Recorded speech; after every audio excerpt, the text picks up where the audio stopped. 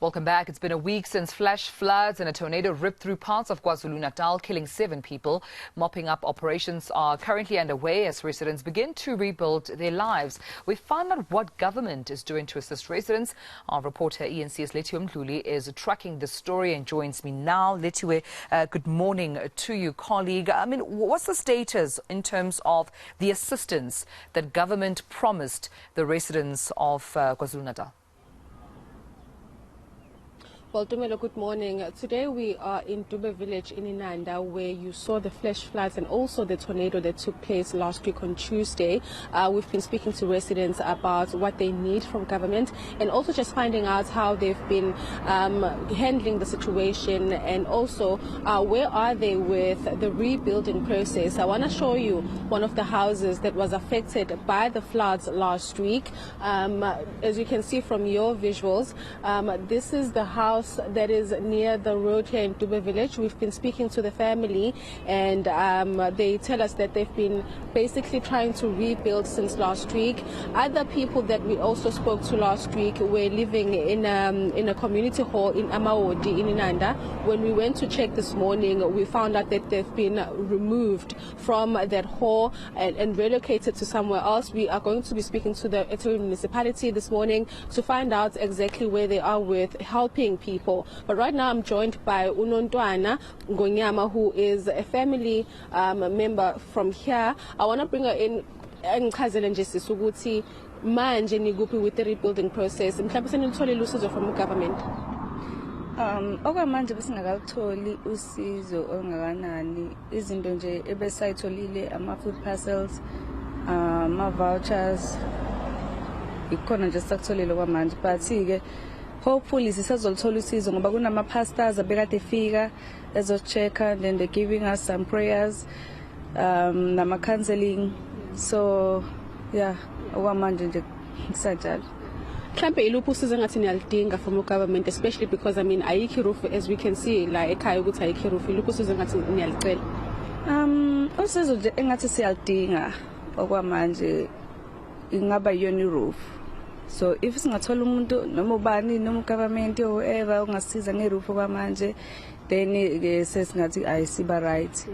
Yeah, okunye sesingakubona ngendlela nje, but okubaleka kakhulu kusayi roof ngoba kumanje izingane azikho sayihambisa kwehlobeni because kunzima nokuthi silande kwasena kunzima ngisho ukulala uthulele ebusuku wazi noma kuzoqa umuntu angene phezulu and sithina samantombazana, so kunzima ngisho ukulala nje kwamanje. Yeah, ngitshela nje ukuthi kwenzakalani last week, mhlambe ungilandise nje ukuthi nabonani and what happened.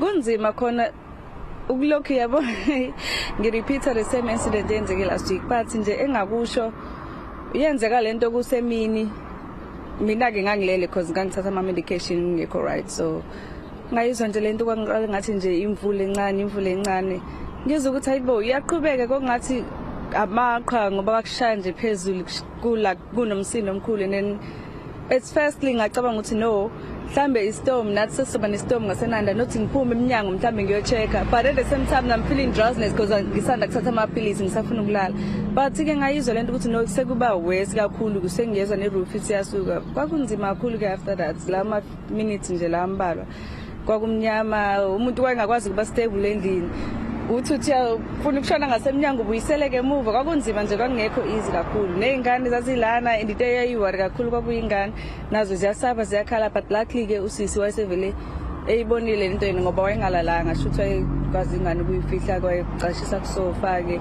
Kodwa nje futhi kwenzeka lawo ma few minutes kana mangaphosisi maybe like 3 to 4 to 5 minutes kwaqede kwaphela, kwangathi nje kwenzeka la ngalutho, kwashaya imvula eningi ke kwatemejeka izinto eziningi nje engakusho khona nje ayisalimala kakhulu. And in terms of manje, I can see ukuthi okay nihlala nodwa ingane nihambisile, would you say ukuthi ni willing to relocate if mhlawumbe nithola lo sizo ukuthi bani relocate kwenye indawo because it's not safe here? If kungenzeka singahamba, but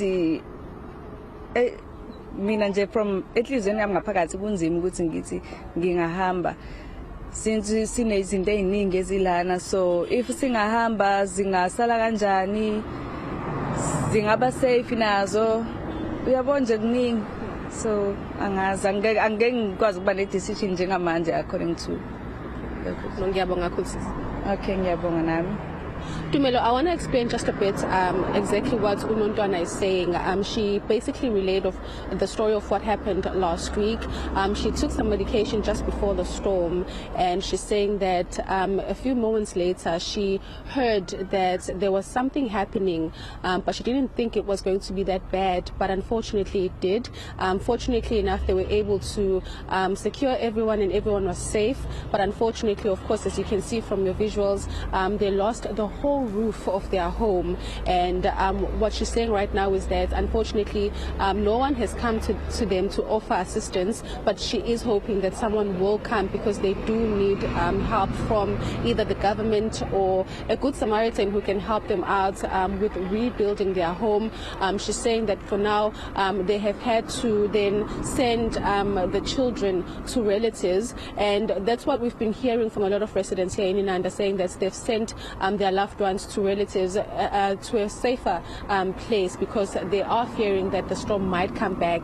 But I can safely report that we haven't had rain in Durban for the past week or so, and we will be getting an update from the Department of Cooperative Governance and also try to get a hold of Lethiwe Municipality just to get the latest updates. But right now where we're sitting, we do know that 7 people unfortunately lost their lives due to the rain last week, and we do know right now that 1 person still remains missing, but we will get the latest from Copter.